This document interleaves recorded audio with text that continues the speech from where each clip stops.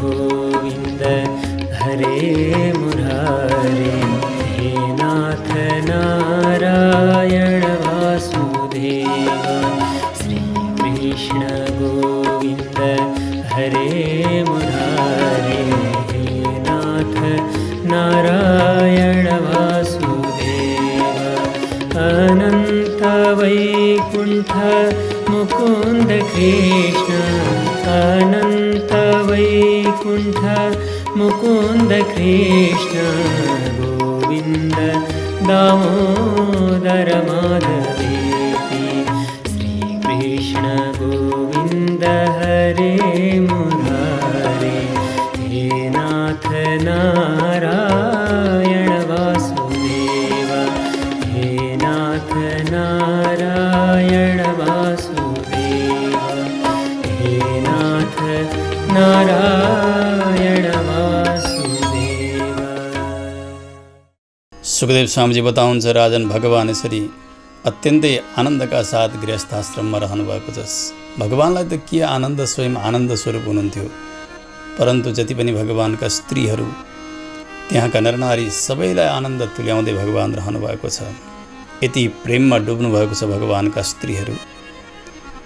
अथो सस्युपवृत्तायां कुक्कुटान् कूजतो शपन्, गृहीत कण्ठ्य पतिभिर्माधव्यो विरहातुराः।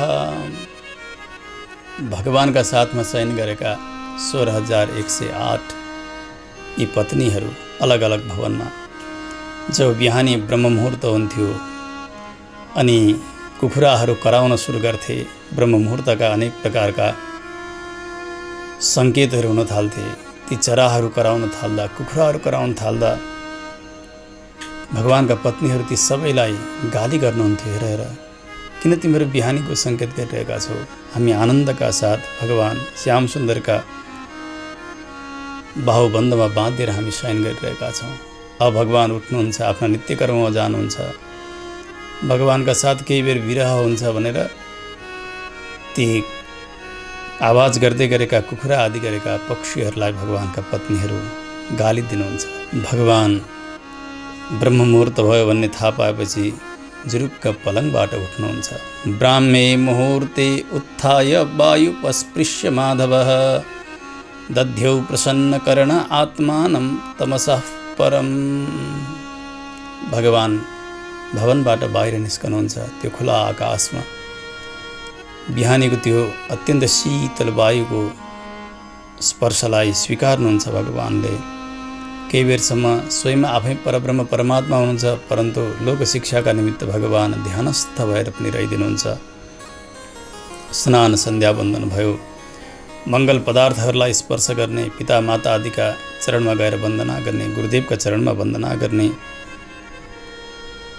स्नान सन्ध्या सकिसके पछाडि भगवान प्रत्येक दिन अग्निमा हवन गर्नुहुन्थ्यो। हुता अनलो ब्रह्म जजाप भाग्यतः, ब्रह्म गायत्रीको जप गरेर रहने भगवान।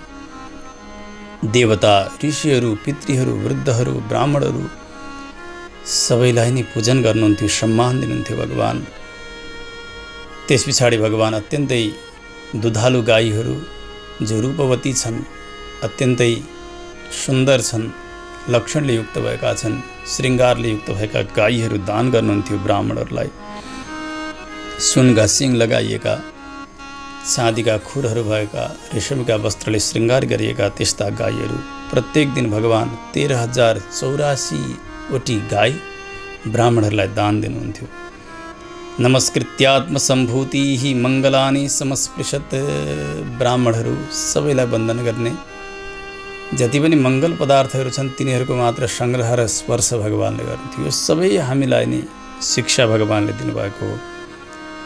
तत्पश्चात भगवान सभामा जानका निमित्त आवश्यक श्रृङ्गार गर्नुहुन्छ। यद्यपि भगवान स्वयं नै शोभा स्वरूप हुनुहुन्छ।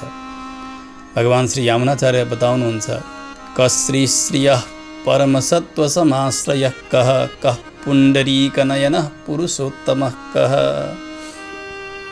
साक्षात् लक्ष्मीजीका शोभा पनि भगवान हुनुहुन्छ, लक्ष्मीजीको सौन्दर्य पनि भगवान नै हुनुहुन्छ। भगवानले लगाइबक्सेका यी आभूषणहरू यिनले भगवान सुन्दर हुने होइन, यी सबै त्यहाँ बसेर सौन्दर्य प्राप्त गर्ने। त्यस्तो प्रकारले भगवान सबै श्रृङ्गारहरू पूर्ण गर्नुभयो। रथ तयार भएको छ। शैव सुग्रीव मेघपुष्प बलाहक नाम गरेका एक दिव्य घोडाहरू तयार छन्। रथमा माथि गरुड ध्वज फरफराइरहनु भएको छ।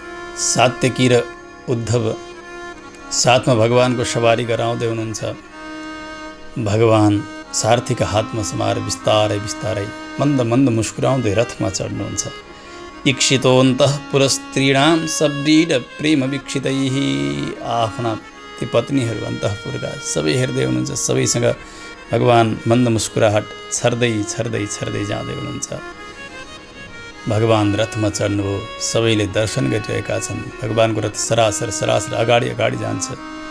सुधर्मा नाम गरेको सभा छ जहाँ महाराज उग्रसेन बस्नुहुन्छ। सारा मन्त्रीहरू बस्दछन्। त्यस सभामा प्रभुको सवारी भयो। सबैले उठेर स्वागत गर्दछन्। मङ्गल बाजाहरू बजिरहेका छन्। सुतमागत बन्दी जनहरू गान गरिरहेका छन्। ब्रह्मवेत्ता ब्राह्मणहरू पनि बस्नुभएको छ। सबै जति पनि अहिलेसम्म राजवंशमा हुनुभएका पुण्यशील राजाहरू हुनुभयो उहाँहरू सबैको चर्चा त्यहाँ चलिरहेको छ। राज्ञां च कथयन् कथाः। भगवान सभामा बस्नुभएको थियो। आनन्दसँग सभा चलिरहेको थियो। एउटा नयाँ पुरुष आइपुग्यो। भगवान श्रीकृष्णका चरणमा वन्दना गर्दछ उसले। सुखदेव स्वामीजी भन्छ, राजन जरासन्धले आफ्नो दिग्विजयका क्रममा जसले शिर निहुराएका थिएनन्, झुकेका थिएनन्, त्यस्ता राजाहरू सबैलाई ल्याएर कैदी बनाएको थियो। 20,000 राजाहरू। तिनी राजाहरूले एक दूत तयार गरेर पठाउनु भएको थियो सन्देश लेखेर। त्यो नयाँ पुरुष उही दूत थियो। प्रणाम गर्यो अनि आफ्नो आगमनको कारण बतायो र भने, प्रभु यी कैदी राजाहरूले यसो भनेका छन्, उनीहरूले हजुरले 17 पटक जरासन्धलाई सेना समाप्त पारेर हराउनु भयो। 18औं पटक हजुरले लीलाका निमित्त उसको पराजय स्वीकार गर्नुभयो। यद्यपि हजुरलाई कसले पराजित गर्न सक्दथे र? हजुर भवन्तम अनन्त वीर्यम, हजुरको शक्ति कसैले नापेर सक्छन् र? त्यस्ता प्रभु आज हामी सबैलाई यसले यति दुःख दिएको छ। हामी हजुरकै शरणागत हौँ, हजुरकै भक्त हौँ। त्यसो भएको हुनाले चाँडै हाम्रो उद्धार गरिबक्सेस प्रभु। हामीलाई यस कारागारभित्र बस्न अत्यन्तै पीडा भइरहेको छ। प्रपन्नाः पादमूलन्ते दीनानां संविधीयताम्। यो सन्देश सुनाएर त्यो दूतले भन्यो, प्रभु म पनि हात जोडिरहेको छु। ती कैदी राजाहरूको दुर्दशा छ। हजुरले त्यस्ता दिनदुखी राजाहरूलाई चाँडै कल्याण गरिबक्सियोस्। सभा स्तब्ध भयो। ओहो कस्तो दुष्ट यो जरासन्ध। यसको अन्त्य अवश्यम भावी छ। भगवानले मनमा नै सङ्कल्प गरिसक्नु भएको छ। त्यही सभाका बिचमा नारदजीको आगमन भयो। नारदजी आउने बित्तिकै सबै उठेर स्वागत गर्दछन्। भगवानले पनि स्वागत गर्नुभयो। उहाँको यथोचित पूजन भयो। प्रश्न गर्नुभयो भगवानले, देवसे हजुर तीनै लोकमा अव्याहत गतिले चल्नुहुन्छ। सबैका प्रवृत्ति निवृत्ति सबै चिज जान्नेवाला हजुर हुनुहुन्छ। कहाँ कहाँ जानुभयो, कसरी कसरी आउनुभयो? मलाई त पाण्डवहरूका विषयमा जान्ने इच्छा छ। कस्तो छ पाण्डवहरूको स्थिति, कसरी रहेका छन्? कौरवहरूको स्थिति के छ? पाण्डवहरू जो सदैव लोकको कल्याण चाहन्छन् उनीहरूका विषयमा बताउनुहोस्। सोध्ने बित्तिकै नारदजीले भन्नुभयो, प्रभु यक्षति त्वां मखेन्द्रेण राजसूयेन पाण्डवः पारमेष्ठ्यकामो नृपतिः तद्भवान् अनुमोदताम्। युधिष्ठिर महाराजले राजसूय यज्ञद्वारा हजुरका विभूति भएका देवताहरूको सेवा गर्न चाहनु भएको छ। उहाँलाई ऐश्वर्यको कामना छ, उत्तम परलोकको कामना पनि छ। त्यसकारणले त्यस्तो यज्ञमा हजुरलाई निमन्त्रणा दिँदै हुनुहुन्छ राजाले। म त्यो निमन्त्रणा लिएर आएको हुँ। त्यो राजसूय यज्ञको दर्शन गर्नका निमित्त अनि हजुरको दर्शन गर्नका निमित्त बडे बडे ठुला ठुला देवताहरू आउनेछन्। सबै राजाहरू आउनेछन्, यशस्वीहरू आउनेछन्, ज्ञानीहरू आउनेछन्। हजुरले त्यो यज्ञ पुरा गरिदिनुपर्छ। यस्तो सन्देश पठाउनु भएको छ महाराज युधिष्ठिरले। भगवानले विचार गर्नुभयो। यतातिर जरासन्धका कैदी राजाहरूको यो पुकार, उतातिर महाराज युधिष्ठिरको राजस्वीय यज्ञ। अब के गर्ने होला? अत्यन्तै ज्ञानी पनि हुनुहुन्थ्यो र मन्त्री सखा सबै हुनुहुन्थ्यो उद्धवजी भगवानका। भगवानले भन्नुभयो, उद्धवजी बताउनुहोस् अब म यस बेला के गरौँ, के गर्न ठिक हुन्छ? उद्धवजीले भन्नुभयो, प्रभु यी दुवै कुरालाई हेर्दा सबैभन्दा पहिले आफ्ना शरणमा आएका आत्मीयका भक्तको रक्षा गर्नु नै उत्तम देखिन्छ। त्यसो भएको हुनाले यष्टव्यम राजसूयेन दिक्चक्रजैना विभो अतो जरासुतजय उभयार्थो मतो मम। कसैले पनि राजसूय यज्ञ गर्छ भने उसैले गर्न सक्छ जसले सारा विश्वलाई जितेको होस्। विश्वलाई जितेपछि मात्रै ऊ राजसूय यज्ञको अधिकारी बन्दछ। त्यसो भएको हुनाले एक त यी शरणमा परेर यी भक्तहरू राजाहरू पुकार गरिरहेका छन्, अर्को राजसूय यज्ञको प्रसङ्ग छ। महाराज युधिष्ठिरले यज्ञ गर्नका निमित्त पनि त्यो जरासन्धलाई विजय नगरिकन दिग्विजय हुँदैन। यी दुवै कुरालाई हेर्दाखेरि पहिले जरासन्धलाई नै मार्नु ठिक हुन्छ प्रभु। भगवानले त्यही निश्चय गर्नुभयो। मन्त्री भनेकै यस्तै हुनुपर्छ हेर्नु। मन्त्री मन्त्रणा गर्ने, सल्लाह दिने, राजाको कल्याणका निमित्त, राष्ट्रको कल्याणका निमित्त सल्लाह दिनेलाई नै मन्त्री भनिन्छ। वस्तुतः वृष्णीनाम प्रवरो मन्त्री यसै कारणले भनिएको हो उद्धवजीलाई। उत्तम मन्त्री हुनुहुन्थ्यो, उत्तम सल्लाह मिल्यो। भगवान तयार हुनुभयो। उद्धवजीले भन्दै जानुभयो, त्यो जरासन्ध अत्यन्तै बलवान पनि छ हे प्रभु।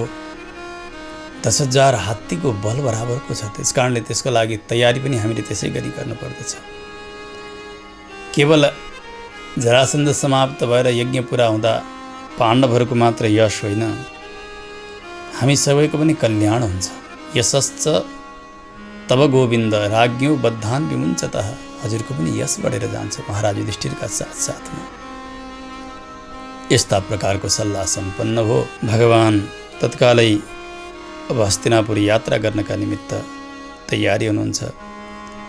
इन्द्रप्रस्थ जहाँ पाण्डवहरू बस्नुभएको छ, राजा युधिष्ठिर सबै भगवानका साथमा जान तयार भए। दारुकले रथ तयार गर्नुभएको छ। कतिपय यदुवीरहरू पनि जानुभएको छ। साथसाथमा आफ्ना पत्नी पुत्रहरूलाई साथमा लिएर त्यहाँबाट प्रस्थान गर्नुभयो। महाराज युधिष्ठिरका यहाँ जानका निमित्त जाँदै हुनुहुन्छ। जाने बेलामा त्यो दूतलाई भन्नुभयो, दूत जाऊ जाऊ, अहिले गएर सुनाइदेऊ, हामी यो दिग्विजयका क्रममा अवश्य पनि जरासन्धलाई समाप्त पार्ने र ती शरणागत राजाहरूको उद्धार अवश्य पनि गर्नेछौँ, गएर बताइदेऊ। आज्ञा भयो। दूत पनि फर्केर गए। भगवानको त्यो यात्रा चल्यो इन्द्रप्रस्थका निमित्त। अनर्त, सोवीर, मरु आदि गरेका देशहरू पार गर्दै, कति पर्वतहरू पार गर्दै, गाउँ, नगर, खेत, खरबट सबै पार गर्दै गर्दै भगवान जानुभयो। कतिपय नदीहरू थिए, ती नदीहरू पनि पार गर्दै गर्दै जानुभयो। इन्द्रप्रस्थ पुग्नुभयो। युधिष्ठिर आदि गरेका पाण्डवहरूले थाहा पाए भव्य सत्कार भगवानको चलिरहेको छ। गाढा आलिङ्गन, प्रणाम, स्नेह, वात्सल्य इत्यादिको वर्षा भइरहेको छ। उमेर अनुसार, अवस्था अनुसार, विधि अनुसार सबैको प्रणाम चलिरहेको छ। अर्जुनेन परिस्वक्तो यमाभ्याम अभिवादितः ब्राह्मणेभ्यो नमस्कृत्य वृद्धेभ्यश्च यथार्हतः। अर्जुनजी आउनुभयो प्रणाम गर्नका निमित्त। भगवानले उठाएर अङ्कमाल गर्नुहुन्छ। त्यसै गरी नकुल सहदेव गरेका पनि आउनुभयो। सबै भाइ मिल्नुभयो। ब्राह्मणहरूलाई प्रणाम गर्नुभयो, वृद्धहरूलाई प्रणाम गर्नुभयो। सबैले स्वागत गरिरहेका छन्। सुन्दर स्वागतका साथ भगवान दरबारभित्र प्रवेश गर्नुहुन्छ। यस्तो सुन्दर श्रृङ्गार छ त्यस समयमा इन्द्रप्रस्थको। यहाँ बताउनुहुन्छ सुखदेव स्वामीले, कुनै प्रकारको कमी राजा युधिष्ठिरले गर्नुभएको छैन। यता थाहा पाउनुभयो कुन्तीले भगवान श्रीकृष्ण आउनुभएको छ। थाहा पाउनु बित्तिकै दौडिँदै आउँदै हुनुहुन्छ। गएर फुपू दिदीका चरणमा भगवानले वन्दना गर्नुभयो। पृथा विलोक्य भ्रात्रेयं कृष्णं त्रिभुवनेश्वरं प्रीतात्मोत्थाय पर्यङ्काद सस्नुषा परिसस्वजे। चरणमा वन्दना गर्नुभयो। भगवानलाई उठाउनुभयो। कुन्ती महारानीले गाढा आलिङ्गन गर्नुभयो। कुन्ती महारानीलाई समय समयमा भगवान भनेर ज्ञान दिनुभएको छ। समय समयमा फेरि भदो मेरो वासुदेव मेरो कृष्ण यस्तो पनि भएको छ। वार्ताहरू भई हर्षका आँसुहरू बगाउनु भयो। पहिलेका दुःखका समाचारहरू पनि सबै सम्झनुभयो। आफ्ना पूर्व इतिहासहरू पनि भगवानले सबैलाई सान्त्वना दिइरहनु भएको छ। रहँदै जाँदा केही दिन पछाडि एक दिन सभा चल्न लाग्यो। विशाल सभा इन्द्रप्रस्थमा महाराज युधिष्ठिर आसनमा हुनुहुन्छ। सबै सभासदहरूलाई सावधान गराएर भगवानलाई सम्बोधन गर्दै युधिष्ठिर महाराजले सभाका बीचबाट भन्नुभयो, प्रभो क्रतुराजेन गोविन्द राजसूयेन पावनीः यक्षे विभूतिर्भवतस्तत्सम्पादयन। प्रभो राजसूय यज्ञद्वारा हजुरका विभूति भएका देवताहरूको आराधना गर्न चाहन्छु, परन्तु यो यज्ञ हजुरले नै पुरा गरिदिनु पर्दछ। यज्ञको सम्पादन हजुरले गर्नुपर्छ। हजुर बिना यो यज्ञ पार लाग्न सक्दैन। प्रभु मैले यो जानेको छु, जसले हजुरका चरणमा समर्पित भएर केही कार्य गरेका छन् ती सबै कार्यहरू सफल भएका छन्। हजुरदेखि विमुख भएका कसैको पनि कुनै पनि कार्य र सङ्कल्प पुरा हुँदैन। भगवानले भन्नुभयो, महाराज हजुरले अत्यन्तै सुन्दर निर्णय गर्नुभएको छ। सबैलाई अधीनमा राख्नुहुन्छ। हजुरले शत्रुलाई पनि अधीनमा राख्नुभएको छ। त्यसो हुनाले हजुर अजात शत्रु हुनुहुन्छ। हजुरका कोही शत्रु छँदै नै छैनन्। यो यज्ञ तपाईँले गर्नुभयो भने यसले अत्यन्तै ठुलो कीर्ति बढेर जानेछ। लोकमा प्रशंसा गर्नेछन्। ऋषिहरूलाई पनि आनन्द मिल्नेछ। पितृलाई, देवतालाई, आफन्तहरूलाई, प्रियजनहरूलाई। सर्वेषामपि भूतानां ईप्सितः क्रतुराट अयम्। लोकमा भएका सम्पूर्ण भूत प्राणीहरूले पनि चाहने यो राजसूय यज्ञ सबैका लागि कल्याण। अवश्य पनि यो गर्नुहोस्। परन्तु राजन, राजसूय यज्ञ गर्नका लागि पहिले दिग्विजय गर्नुपर्दछ। विश्वमा विजय हासिल गर्नुपर्छ। त्यसका निमित्त तपाईँ तयार रहनुहोस्। तपाईँका 4 भाइ हुनुहुन्छ नि, 4 भाइलाई सेनाहरू साथमा लगाएर 4 दिशामा पठाउनुहोस् दिग्विजयका निमित्त। भगवानले आज्ञा दिनुभयो। प्रसन्न हुनुभयो महाराज युधिष्ठिर। 4 भाइलाई यता सञ्जय आदि गरेका राजा वीरहरूका साथमा त्यसै गरी पश्चिमपट्टि पठाउनुभयो नकुललाई, उत्तरपट्टि अर्जुनजीलाई, पूर्वपट्टि भीमसेनलाई पठाउनुभयो। मत्स्य, केकय, मद्रक आदि गरेका राजा वीरहरूका साथमा जहाँ जहाँ गए 4 भाइहरू त्यहाँका राजा रजौटाहरूले सबैले महाराज युधिष्ठिरको सार्वभौमतालाई स्वीकार गरे। उहाँको अधीनमा हुन स्वीकार गरे। आएर भेट अर्पण गर्दछन्। सबैले जय जयकार गरे। परन्तु एक जरासन्ध नाम गरेको मगध देशको राजा, ऊ भने कसै गरी मान्दैनथ्यो। सबैले भनिदिए यो अजेय छ, जित्न सकिनेवाला पनि छैन। दिशा विदिशा सर्वत्र विजय गरेर 4 भाइ आएर यही सुनाइदिए। भगवान श्रीकृष्णले पनि भन्नुभयो, महाराज उद्धवले पनि यही भनेका छन्। 10,000 हात्तीको बल भएको त्यो जरासन्ध सामान्यतया त्यसलाई मार्न सकिन्न। परन्तु जरासन्धलाई नमारिकन हजुरको राजसूय यज्ञ पनि त पुरा हुन्न नि। त्यसो हुनाले मलाई आज्ञा दिनुहोस्। मेरा साथमा भीम जानेछन् अनि अर्जुन पनि जानेछन्। यस्ता प्रकारले भगवानले भनेपछि युधिष्ठिर महाराजले आज्ञा दिनुभयो। भगवान भीमसेनलाई र अर्जुनजीलाई साथमा लिएर ब्राह्मणको वेश बनाएर पुग्नुभयो महाराज जरासन्धका यहाँ।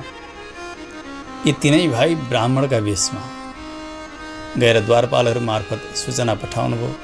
जरासन्ध आयो, प्रणाम गर्नुभयो 3 ब्राह्मण देवताले। यद्यपि भगवान भीम र अर्जुन हुनुहुन्छ। भगवानले भन्नुभयो, महाराज हजुरका दरबारमा हामी 3 ब्राह्मणहरू भिक्षाका निमित्त आएका छौँ, अतिथि आएका छौँ। हाम्रो इच्छालाई हजुरले पुरा गर्नुहोस्। जरासन्धले भन्यो, हे ब्राह्मण देवता हो, माग के चाहन्छु, म सबै दिन तयार छु, जे पनि दिन तयार छु। भगवानले प्रशंसा गर्दै भन्नुभयो, हजुर जस्ता सहनशीलले, क्षमाशीलले के दिन सक्नुहुन्न र? किम न देयम पदान्यानम। हजुर जस्ता उदार कीर्ति, हजुर कफर समदर्शी नाम हजुरका लागि सर्वत्र समभाव छ भने के चिज हजुरका लागि गाह्रो हुन्छ र के चिज दिन सक्नुहुन्न र हजुरले। यस्ता यस्ता उदार उदार राजाहरू भए पहिले हरिश्चन्द्र, रन्तिदेव, त्यसै गरी शिवी, बलि, व्याधा, कपोत यी आदि गरेका सबै थिए। उनीहरूले पनि यो अध्रुव शरीरलाई नै लिएका थिए अनि यो नश्वर कर्म नश्वर वस्तुकै दान गरेका थिए। तर पनि अध्रुवेण ध्रुवङ्गताः यी अध्रुव नश्वर चिजबाट पनि त्यो ध्रुव पदलाई, मोक्ष पदलाई, शाश्वत पदलाई प्राप्त गरे उनीहरू सबैले। त्यस कारणले हजुर पनि दानी हुनुहुन्छ, अवश्य दिनुहुन्छ। भगवानको वाणी सुन्दै जाँदा जरासन्धलाई लाग्यो यो त काहीँ मैले सुनेकै बोली हो, किन नसुनेको होस्। 17 पटक त्यस्ता प्रकारको हालत भगवानले गराइदिनु भएको थियो। यसो यताउति हेर्छ, मैले कहीँ त सुनेको हो, कहाँ देखेको हो यो व्यक्तिलाई, कहाँ देखेको हो। जरासन्धले भने हे ब्राह्मण हो, भन्न के चाहन्छौ त्यो माग। यदि ब्राह्मणले चाहन्छन् भने म मेरो शिर पनि काटेर दान दिन्छु। ददाम्यात्मशिरोपि वः। भगवानले अवसर पाउनुभयो। भन्नुभयो महाराज युद्धं नो देहि राजेन्द्र द्वन्द्वसो यदि मन्यसे युद्धार्थिनो वयं प्राप्त राजन्या नान्नकाङ्क्षिणः। महाराज हामीलाई युद्ध दान दिनुहोस्। युद्धको भिक्षा माग्नका निमित्त आएका हौँ, त्यो पनि द्वन्द्व युद्ध। अरू केही नै हामीले चाहेका छैनौँ महाराज। छटपटायो त, यी ब्राह्मण छन् युद्ध मागिरहेका छन्, फेरि बोली काहीँ सुनिरहेको।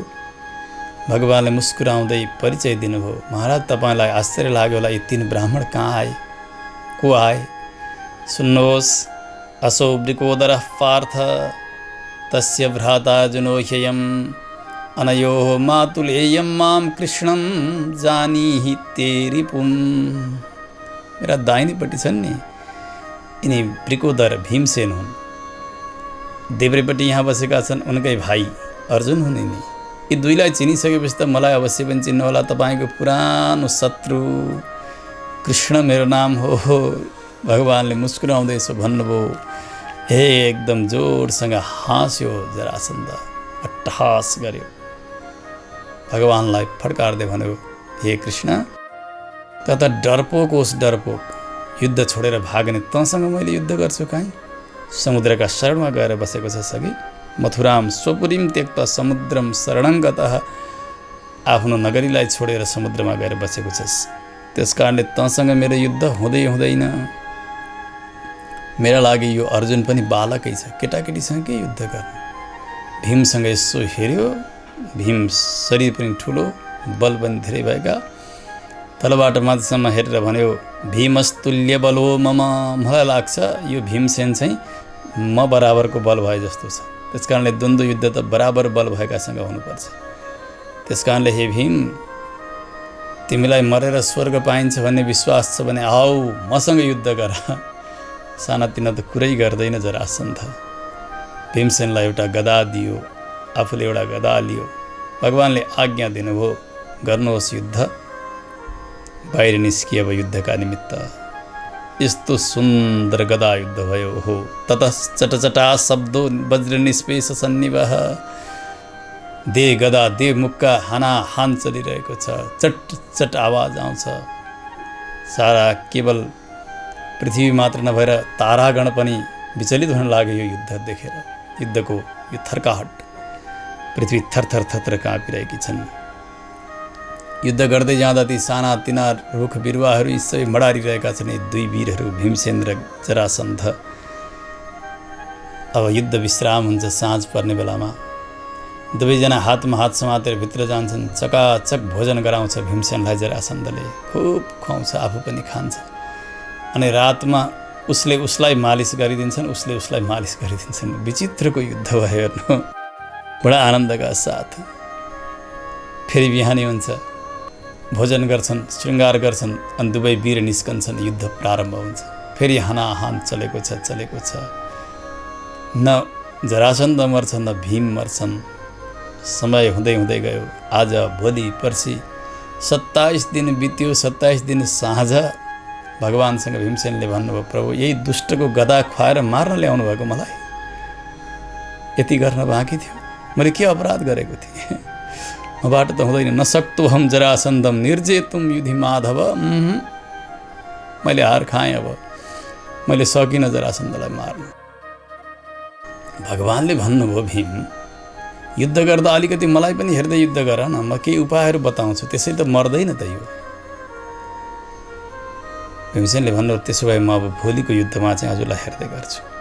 युद्ध प्रारम्भ भयो। भोलिपल्ट हानाहान चलिरहेको छ। एक गदा मार्छ जरासन्धले, पुलुक्क हेर्नुहुन्छ भीमसेन भगवानका मुखमा। भगवानले एउटा तृण उठाउनु भयो, झार रुखको हाँगाको सानो भाग यसो उठाउनु भयो, उठाएर यसरी च्यात्नु भयो, च्यातेर फ्याँकिदिनु भयो भगवानले। दर्शयामास विटपम पाटयन्निव संज्ञया। यसलाई चिर्न पर्ने रहेछ भनेर जरासन्धका गोडाले थिच्नुभयो, अर्को गोडालाई हातले समाएर यसरी च्यात्नुभयो, जसरी एउटा तृण च्यातिन्छ उसै गरी चट चट चट आवाजका साथ च्यात्यो भीमले, फ्याँकिदिनु भयो। महाभारतमा यस्तो प्रसङ्ग आउँछ, अगाडि गयो दुईटा शरीरका भाग, फेरि एकछिनमा नजिक नजिक नजिक सर्दै सर्दै सर्दै सर्दै सर्दै सर्दै आएर फेरि दुईटा जोडिएर फेरि जुरुक्क उठ्यो जरासन्ध, फेरि गदा समायो, फेरि भीमसेनलाई हान्न सुरु गरिहाल्यो उसले, फेरि जोडियो। दुवै शरीरका भाग आएर जोडिएर उठेर फेरि गदाले हान्छ। यसलाई यस्तै आशीर्वाद थियो जरासन्धलाई। जरासन्धको जन्म नै त्यसै गरी भएको थियो। यो शरीरका आधा आधा भाग भएर यो जन्मिएको थियो। लगेर फ्याँकिदिए। पछि जरा नाम गरेकी एउटी राक्षसी आई, उसले देखी एउटा बालकको दुई भाग, उसले जोडिदिए यसरी। जरा नाम गरेकी राक्षसीले जोडिदिएको हुनाले उसको नाम हो जरासन्ध। त्यसो हुनाले यो दुई भाग भएर मर्दैन थियो, आएर फेरि जोडिन्थ्यो। फेरि उठेर हान्न थाल्यो गदाले। भीमसेन फेरि मलिन मुख लगाउँदै भगवानतर्फ हेर्नुहुन्छ। भगवानले भन्नुभयो, अलि राम्रोसँग हेर यता। भीमसेन हेर्दै हुनुहुन्छ। भगवानले फेरि एउटा तृण उठाउनु भयो, उठाएर च्यात्नु भयो, च्यातेर दाहिनेलाई बायाँ, बायाँलाई दायाँ फ्याँकिदिनु भयो। यसो गर्नुपर्ने रहेछ। फेरि च्याप्प समातेर गोडाले गोडा थिचेर दुई हातले अर्को गोडा समाएर भीमसेनले जरासन्धलाई च्यात्नु भयो, च्यातेर विपरीत दिशामा फ्याँकिदिनु भयो। अब आयो दुईटै शरीरको भाग, परन्तु यो उल्टो भएको हुनाले जोडिएन। जरासन्ध समाप्त भयो। मङ्गल बाजाहरू बजे, देवताहरूले माथिबाट पुष्पको वृष्टि गर्दछन्। भगवान प्रसन्न भएर भीमसेनलाई गला लगाउनु भयो, हर्षका आँसु बगाउनु भयो। सहदेवम तत्तनयम भगवान भूत भावनः। जरासन्ध समाप्त भयो। त्यस पछाडि जरासन्धको छोरो थियो, सहदेव नाम गरेको थियो। ऊ डराइरहेको छ। भगवानले भन्नुभयो, त नडरा, केही पनि बिग्रिएको छैन। यी जति पनि निर्दोष विसज्जा राजाहरूलाई कैदी बनाएर तेरा पिताले राखेको हो नि, यी सबैलाई सम्मानका साथ स्नान गराएर राजोचित पोसाक लगाइदिएर भोजन गराएर यहाँबाट सम्मानका साथ आफ्ना राजधानीसम्म पुर्याउने व्यवस्था मिलाओ। भगवानको आज्ञा भयो। सबैलाई त्यसै गरी श्रृङ्गार सम्मानको व्यवस्था यिनले गर्दैछन्। भगवान अन्तःपुरमा जानुभयो, जहाँ कारागारमा ती राजाहरू कैदी बनेर बसेका थिए। भगवानको त सौन्दर्य देख्ने बित्तिकै यस्तो भयो। किरीट, कुण्डल, हार, सुनको करधनी, पिताम्बर चमचम चम्किरहेको शङ्खचक्र गदा पद्मधारी भगवानलाई देखेर मानव यो आँखाले भगवानको त सौन्दर्य पिउनु हो कि जस्तो भयो राजाहरूलाई। पिबन्त इव चक्षुर्भ्याम लिहन्त इव जिह्वयाम जिघ्रन्त इव नासाभ्याम रम्भन्त इव बाहुभिः। के गर्ने होला? जिब्राले चाट्ने हो कि यो सौन्दर्य, अथवा नाकले सुँघ्ने हो कि यो सुगन्ध? के गर्ने होला? छटपटाए ती राजाहरू। भगवान नजिकै पुग्नुभयो। सबैले हात जोडेर शिर झुकाएर भगवानको स्तुति गर्न लाग्दछन्। नमस्ते देवदेवेश प्रपन्नार्तिहराव्यय प्रपन्नान् पाहिनः कृष्ण निर्विण्णान् घोर संसृते। हे प्रभु, हजुर देवताका देवता हुनुहुन्छ। प्रपन्नार्तिहर अव्यय, आफ्ना भक्तको कष्टलाई भने कति पनि हजुर सहन सक्नुहुन्न, अविनाशी हुनुहुन्छ। हामी हजुरका चरणको शरणागति गरिरहेका छौँ प्रभु, अत्यन्तै दुखी छौँ। यस घोर कष्टबाट हजुरले रक्षा गरिबक्सियोस्। हे प्रभु, यहाँ जरासन्धको पनि हामीले केही दोष देखिरहेका छैनौँ। हाम्रो प्रारब्ध नै त्यस्तै थियो र आज हामी कैदी भयौँ। तर पनि त ठुलो अनुग्रह भयो नि। यो जरासन्धले कैदी बनाइदिँदैनथ्यो, यहाँ बन्दी बनाएर थुनिदिँदैनथ्यो भने हामी सबै आफूलाई राजा मानेर एकदमै श्रीमदले ऐश्वर्यमदले मातेर हजुरलाई बिर्सेर बसेका थियौँ। आज यसले ल्याएर यहाँ हामीलाई कैदी बनायो अनि हजुरको याद आयो नि यो विपत्तिका समयमा। त्यसकारण जरासन्धले पनि हामीमाथि ठुलै कृपा गरेको लागेको छ मलाई। अनुग्रहो यद भवतो राज्ञाम राज्यच्युतिर्विभो, हजुरको अनुग्रहका निमित्त कारण यसले बनाइदियो। किनभने यो राजको जो ऐश्वर्य हो नि, त्यो ऐश्वर्यले व्यक्ति अन्धो जस्तो बनिरहेको हुन्छ, आफ्नो कल्याण बिर्सिरहेको हुन्छ। हे प्रभु, हजुरले यस्तो कृपा गरिबक्सियोस्। अब जहाँ जहाँ जन्म होस्, जस्ता जस्ता अवस्थामा हामी रहौँ, हजुरकी मायाले मोहित हामी नहौँ। स्मृतिर यथा न विरमेत अपि संसरता मिह, जन्म भइरहँदा पनि, कीट पतङ्ग इत्यादि भइरहँदा पनि हजुरको याद जीवनमा बनिरहोस्। कस्तो उत्तम स्तुति गरे यिनीहरूले। भगवानसँग भन्छन्, प्रभु कृष्णाय वासुदेवाय हरे परमात्मने प्रणत क्लेशनाशाय गोविन्दाय नमो नमः। यी कैदी राजाहरूले गरेको स्तुति हो भागवतको यो श्लोक। हे प्रभु, आफ्ना भक्तका सबै प्रकारका कष्टलाई हरण गरिदिनेवाला हजुर हुनुहुन्छ। वसुदेव नन्दन हुनुहुन्छ, जगतमा व्याप्त हुनुहुन्छ। भक्तका अपराधहरूलाई समाप्त पारिदिने स्वयं परमात्मा हजुर हुनुहुन्छ। प्रणत क्लेशनाशाय गोविन्दाय, हजुर यहाँ गोविन्द भनेर आउनुभएको छ नि। एउटै मात्रै हजुरको तात्पर्य छ यसमा, प्रणत क्लेशनाशाय, आफ्ना शरणको शरणागति गर्ने भक्तको क्लेशलाई, कष्टलाई नाश गर्नु। यस्ता प्रभुलाई बार बार वन्दना। आँखाभरि आँसु बनाएर राजाहरूले स्तुति गरिसकेपछि भगवान् तान आह करुणस्तात, सुखदेव स्वामी भन्नुहुन्छ, भगवानमा पनि यति करुणा आयो राजाहरूका प्रति। कस्तो भाव थियो यिनीहरूको। शरणमा लिनेवाला हुनुहुन्थ्यो, शरण्य लक्षण यागिरा, शरणमा आएकालाई सम्यकतया शरणमा लिनेवाला भगवान् गदगद वाणीद्वारा भन्नुहुन्छ, हे राजा हो, तपाईँहरू सुन्नुहोस्, तपाईँले जसरी चाहनुभएको छ अब त्यस्तै सुदृढ भक्ति बनिरहनेछ मेरा चरणको। जुनसुकै अवस्थामा पनि मलाई तपाईँहरूले बिर्सनुहुने छैन। अत्यन्तै राम्रो वरदान तपाईँहरूले चाहनुभयो। मलाई नबिर्सेर मेरा चरणको भक्ति गर्ने सबैको कल्याण भएको छ।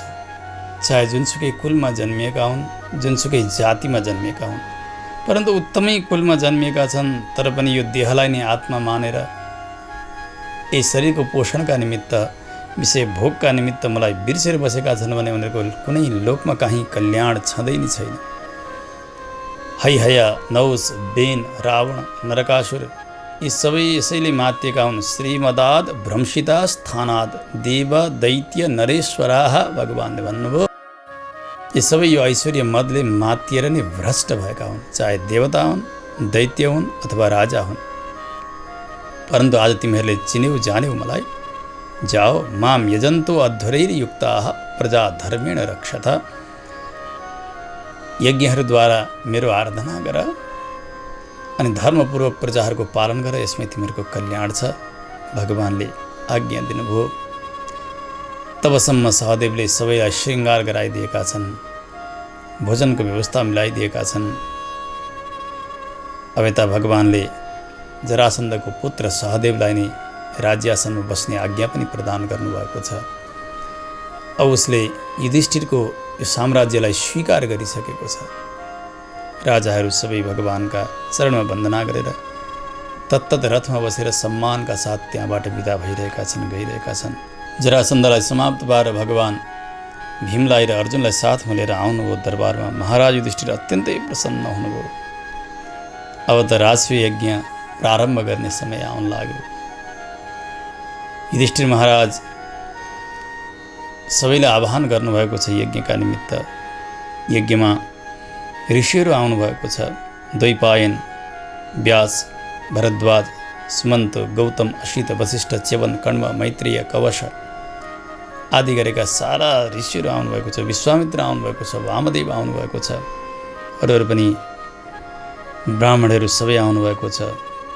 यतातिर द्रोण, भीष्म, कृपाचार्य, धृतराष्ट्र, अरू कौरवहरू सबैलाई पनि, विदुरजीलाई पनि सबैलाई आवाहन गर्नुभएको छ महाराज युधिष्ठिरले राजस्व यज्ञका निमित्त।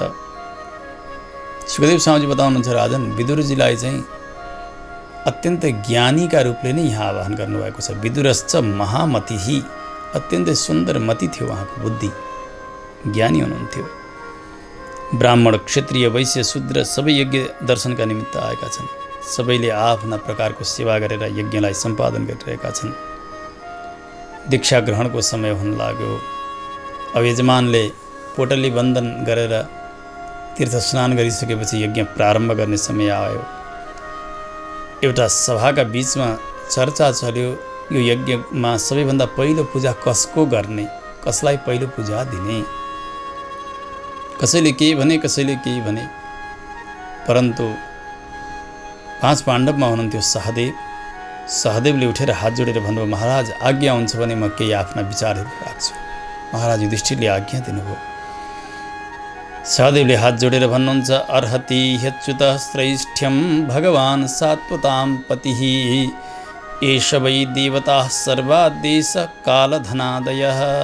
भगवान् श्रीकृष्ण नै अग्रपूजाको अधिकारी हुनुहुन्छ।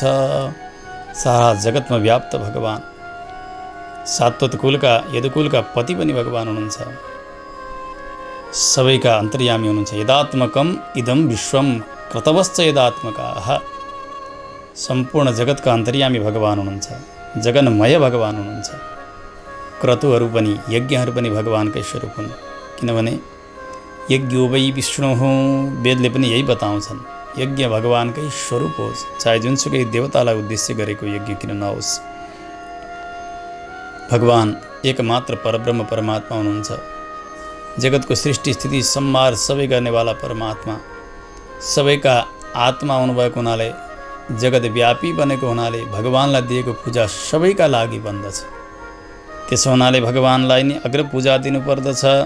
तस्मात् कृष्णाय महते दीयतां परमार्हणम्, एवं चेत् सर्वभूतानां आत्मनश्चार्हणं भवेत्। भगवान्लाई गरेको सेवाले सम्पूर्ण भूत प्राणीहरूको सेवा हुन्छ, आत्मनश्च आफ्नो पनि सेवा हुन्छ। यस्ता प्रकारले प्रस्ताव गर्नुभयो। जति पनि ज्ञानीहरू हुन्थ्यो उहाँहरू सबैले साधु साधु, अत्यन्तै उत्तम प्रस्ताव सहदेवजीको अनुमोदन गर्नुभयो।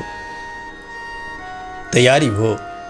सहदेवजीकै वचन अनुसार भगवानको अग्रपूजाका लागि भगवान्लाई सुवर्णको सिंहासनमा राखेर, सुनका थालीमा, सुनका कलशमा जल ल्याएर, अरू 4 भाइहरू, त्यसै गरी धर्मपत्नी महारानी द्रौपदी, अरू पनि तत्तद रानीहरू आफ्ना सबैलाई साथमा लिएर युधिष्ठिर महाराज भगवानको चरण प्रक्षालन गर्न प्रारम्भ गर्नुहुन्छ। तत्पादावनिज्याप शिरसा लोकपावनीः, सभार्य सानुजा मात्य सकुटुम्बो वहन्मुदा। मन्त्रीहरू पनि सबै लागेका छन्, अरू कुटुम्बहरू पनि साथमा छन्। भगवानको चरण प्रक्षालन भयो। त्यो श्रीपाद तीर्थ शिरमा लिनुभयो, आफूले ग्रहण गर्नुभयो, अरू सबैलाई पनि दिनुभयो। भगवान्लाई वस्त्र, अन्न, आभूषण इत्यादिद्वारा सेवा गरिरहनु भएको छ। अरहित्वा अश्रुपूर्णाक्षो नासकत समवेक्षितुम, यस्तो गदगद भाव बनेको थियो युधिष्ठिर महाराजको राजन त्यस समयमा। त्यो भगवानको सेवा गरिरहँदा उहाँको हृदय अत्यन्तै भक्कानिएर आइरहेको छ। यति प्रेमार्द्र बनेको छ हृदय, आँखाबाट आँसुका धारा भएका छन्। भगवानको सौन्दर्यको दर्शन त गरिरहेका छन् सभासदले, परन्तु महाराज युधिष्ठिरको यो भावलाई देखेर उति नै विफलित भइरहेका छन् यी सबै। इत्थं सभाजितं वीक्ष्य सर्वे प्राञ्जल योजनाः, नमो जयति नेमुस्तं निपेतो पुष्पवृष्टयः। युधिष्ठिर महाराजको यो दशा सबैले हेरिरहनु भएको छ। सबैजना हात जोडेर बस्नु भएको छ। त्यहाँ कोही पनि यज्ञ गर्ने कर्ताको यो भाव होस्, स्वयं देवताको सेवा गरिरहँदा, भगवानको सेवा गरिरहँदा यो हृदय यसरी पग्लेर आओस्, त्यो यज्ञ स्वयं सफल भयो भनेर जान्नु पर्दछ। सबैले नमो नमः, जय होस् भनेर सबै हर्षका आँसु बगाएर हात जोडेर खडा हुनुभएको छ। माथिबाट पुष्पको वृष्टि बनिरहेको छ, भगवानको सेवा चलिरहेको छ। सबै त गदगद हुनुभयो। परन्तु त्यस समयमा धेरै धेरै दुष्ट राजाहरू पनि आएका थिए। त्यसमध्ये एउटा थियो शिशुपाल। भगवान श्रीकृष्णको यो पहिलो पूजा शिशुपाललाई सहन भएन। यस्तो मन्त्रमुग्ध भएर सेवा गरिरहेका समयमा सबै तन्मय भएका बीचमा उसले हात खडा गरेर भन्यो, ए सावधान, सुन सुन सुन।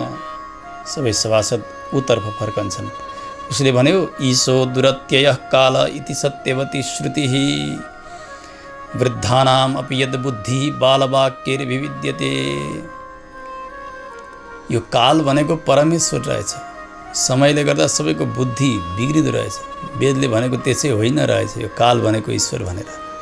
हेर हेर हेर, आज यी बुढाहरूको पनि बुद्धि बालकका साथमा समाप्त भएर गयो।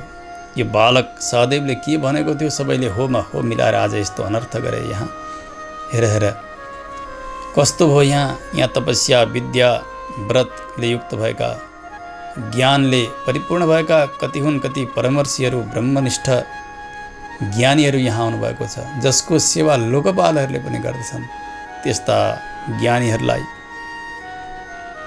छोडेर आज यो एउटा गोठालो, जसको जातको पनि कोही ठेगान छैन, कुलको कुलाङ्गार, यो कसरी अग्रपूजाको भागी भयो। आज जसरी हवन गर्नका लागि तयार पारिएको पुरोडासलाई कागले हरण गरेर लिएर गयो भने जस्तो अनर्थ हुन्छ, त्यसै गरी यो आज अग्रपूजा लिइरहेको छ। धिक्कार छ, धिक्कार छ। यसको न वर्ण छ, न आश्रम छ, सबै प्रकारका धर्म छोडेको छ। यसले स्वच्छन्दचारी छ, कुनै गुण छैनन् यसमा। कसरी यो पूजाको भागी भयो। धिक्कार छ, धिक्कार छ। यत्र यत्र बडे बडे ज्ञानीहरू यहाँ छैनन् र यसलाई पूजा गर्ने। यहाँ ब्रह्मर्षिहरूले सेवित त्यो मथुरापुरीलाई छोडेर आज वेदले चर्चा नगरेको एउटा द्वारका बनाएर समुद्रका बीचमा बसेको छ। यो ओहो, यसलाई कसरी कहिले यो वसुदेवको छोरो भन्छ, कहिले नन्दको, कहिले कसको। त्यस कारणले यो कसै गरी पनि अग्रपूजाको भागी हुन सक्दैन। धिक्कार छ, धिक्कार छ तिमीहरूलाई। भगवानको निन्दा शिशुपालले गर्दै गयो। भक्तहरूले सुन्न सक्नु भएन। सबैले कसैले आँखा बन्द गर्नुभयो, कसैले कान बन्द गर्नुभयो। कर्णौ पिधाय निर्जग्मुः सपन्तश्चेदीपं वृषा। कोही रिसाउँदै रिसाउँदै श्राप दिँदै दिँदै बाहिर निस्कनुभयो। यस्तो त हुँदै गयो। शिशुपाललाई भगवानले पहिले भन्नुभएको थियो 100 गालीसम्म सहन गर्छु, त्यस पछाडि धेरै भयो भने समाप्त पार्छु। 100 त के 100 भन्दा कति हो, कति धेरै गालीहरू यसले दियो। भगवानका भक्तहरू जो हुनुहुन्थ्यो, अरू पाण्डवहरू, मत्स्य, कैकेय आदि गरेका राजाहरू, बलशाली, सबै शिशुपाललाई मार्नका निमित्त भनेर दौडेनुभयो। त्यो दौडेकै बेला उसले तिनीहरूलाई पनि गाली दियो, भगवानका भक्तलाई पनि गाली दियो। यति यति नचाहिँदै नचाहिँदो बोल्यो यसले, भगवानलाई सहन भएन। भगवान आफ्नो निन्दा जति पनि सहन गर्न सक्नुहुन्छ, परन्तु भक्तको निन्दा भगवानलाई कति सहन हुँदैन। भक्तको निन्दालाई सहन नसकेर भगवानले तत्कालै सुदर्शन चक्र छोडिदिनु भयो। चक्रराज यसरी फनफन फनफन घुम्दै घुम्दै सरासर जानुभयो। शिशुपालको शिर छेदन गरिदिनु भयो। डङ्ग लड्यो धड।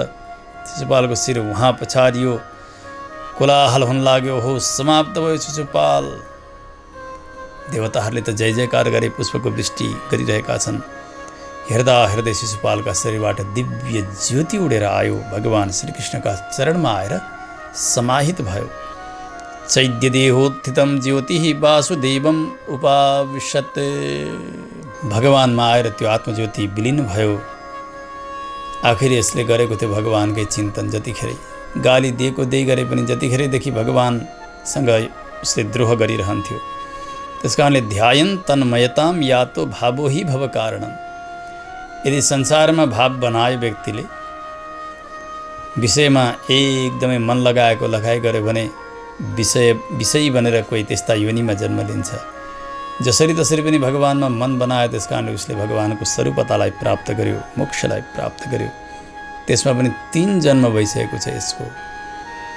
जय र विजय, दोस्रो जन्ममा रावण, कुम्भकर्ण, अहिले शिशुपाल र दन्तवक्त्र भएका छन्। भगवानले नृसिंह अवतार वराह अवतारमा अरू अरू आयुधद्वारा समाप्त पार्नुभयो, नङद्वारा, चड्कनद्वारा, रामावतारमा धनुषद्वारा, बाणद्वारा। अहिले नै भगवान् चक्र छोडिरहनु भएको छ। चक्रको सम्बन्ध हुने बित्तिकै उसको अवश्य पनि मोक्ष हुन्छ। त्यस कारणले शिशुपालको मुक्ति भयो। अब त जति दुष्ट थिए त्यहाँबाट भागेका छन्। धर्मात्मा राजाहरू हुनुहुन्छ, सभासद देवता सबै। यज्ञ प्रारम्भ भयो, यज्ञ निर्विघ्नतया सम्पन्न भयो। ब्राह्मणहरूलाई जति चाहनु भएको थियो त्यो सबै दक्षिणा दिनुभयो। युधिष्ठिर महाराजले गदगद भएर आशीर्वाद दिँदै ब्राह्मणहरू जानुभयो। भगवान्ले विचार गर्नुभयो अब केही समयसम्म महाराज युधिष्ठिरकै साथमा बस्नु पर्यो। भगवान् केही समयसम्म बस्नुभयो अनि द्वारका जानुभयो। जति पनि यज्ञमा आएका थिए उनीहरू सबैले महाराज युधिष्ठिरको प्रशंसा गरे। सबै प्रसन्न छन्, सबैलाई आनन्द मिलेको छ। महाराज युधिष्ठिरको वैभव यति बढेको छ, मानौ धेरै तारागणका बिचमा बसेका चन्द्रमा जसरी सुशोभित हुनुहुन्छ। आज त्यस्तै स्थिति भयो महाराज युधिष्ठिरको। यो खुसी दुर्योधनले भने सहन सकेन। सबै प्रसन्न छन्, दुर्योधन भने अत्यन्तै अप्रसन्न। राजाले सोध्नुभयो, यत्रो ठुलो राजस्व यज्ञ सम्पन्न भयो, वैभव बढेर गएको छ आफ्नो कुलको, तर किन दुर्योधन अत्यन्तै असन्तुष्ट भयो? यसमा के छ कारण? दुर्योधनम वर्जयित्वा राजान सर्षय सुराः। देवता, ऋषिहरू, राजाहरू सबै प्रसन्न हुँदा यो चाहिँ किन दुःखी हुनुपर्ने? कारण के छ? सुखदेव स्वामीजी बताउनुहुन्छ, राजन सुन्नुहोस्, तपाईँका हजुरबा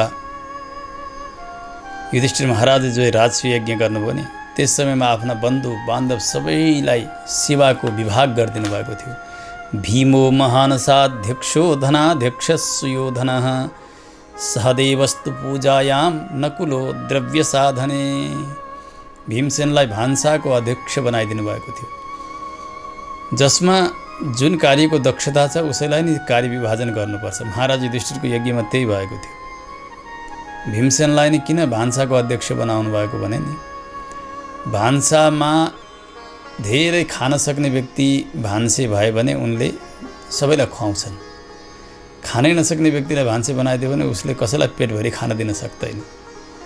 भीमसेनका विषयमा महात्माहरूले बताउनुहुन्छ, भीमसेनलाई 9 मुरी पिनाको त चटनी मात्रै चाहिन्थ्यो एकपटक भोजन गर्दा।